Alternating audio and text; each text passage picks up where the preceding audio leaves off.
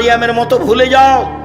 মারিয়াম বলেছিল কুনতু নাসিয়া মানসিয়া, আমি জাতির কাছে এমন হতে চাই, আমি মারিয়াম, এটা কেউ জানবে না যে আমি মারিয়াম। কেন? আমি যদি বাচ্চা নিয়ে গ্রামে যাই তাহলে জনগণ বলবে ছি ছি ছি ছি ছি, তুমি জেনা করে বাচ্চা নিয়ে এসেছো, তুমি বাইতুল মুকাদ্দাসে মসজিদে থাকো, মসজিদ ঝাড়ু দাও, তুমি এমন কাজ করো, আমি কি দিয়ে বুঝাবো গ্রামবাসীকে? বাচ্চা নিয়ে গ্রামে ঢুকলেন, তখন গ্রামের লোকেরা বলল ছি ছি ছি ছি ছি ছি ছি, তোমার মা ভালো, তুমি এত খারাপ, ছি তোমার বাপ ভালো, তুমি এত খারাপ। তো আমি মারিয়াম নাসিয়া মানসিয়া হয়ে যেতে চাই, কেউ যেন না জানে আমাকে। ওই মেয়েটার নাম্বার তুমি চিরদিনের জন্য ভুলে যাও।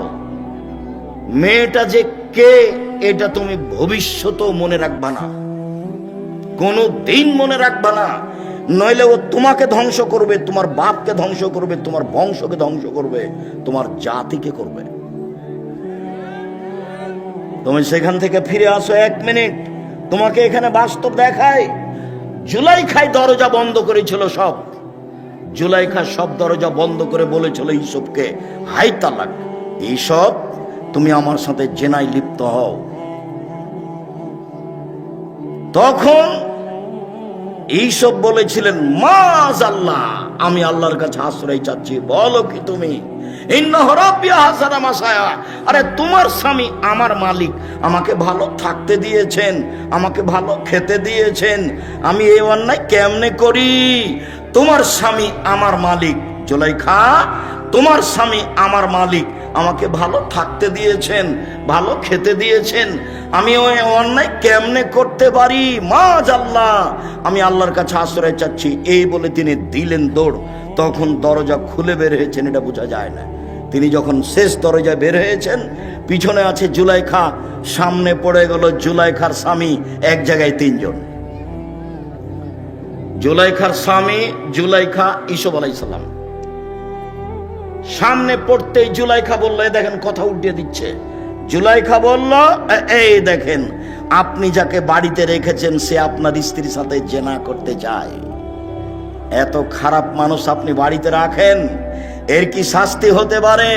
আরে আপনি কি শাস্তি উল্লেখ করবেন? আমি জুলাইখা বলছি, একে যথাযথ পিটন দিতে হবে, নইলে জেলখানায় বন্দি করতে হবে। 12 বছর জেল হলো। 12 বছর পরে সরকারের পক্ষ থেকে ইউসুফকে ডেকে পাঠানো হলো। ইউসুফ বললেন, জি না, আমি জেল থেকে বের হব না যতক্ষণ পর্যন্ত জুলাইখা জাতির সামনে ঘোষণা না দিবে আমি জুলাইখা অন্যায় করেছি, ইউসুফ করেনি।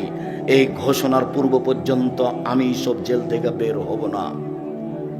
আমাদের নবী মুহাম্মদ সাল্লাল্লাহু আলাইহি সাল্লাম বললেন, আমার চেয়ে ইউসুফের অনেক ধৈর্য বেশি, আমার চেয়ে ইউসুফের অনেক ধৈর্য বেশি।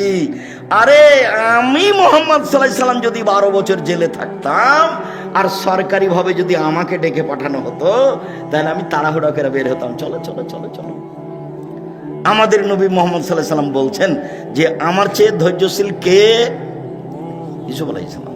ইউসুফ আলাইহিস সালাম বলছেন, জি না, হবে না, আগে জুলাইখাকে জাতির সামনে ঘোষণা দিতে হবে। জুলাইখা ঠিকই 12 বছর পরে জাতির সামনে ঘোষণা দিল, আমি অন্যায় করেছি, ইউসুফ অন্যায় করেনি।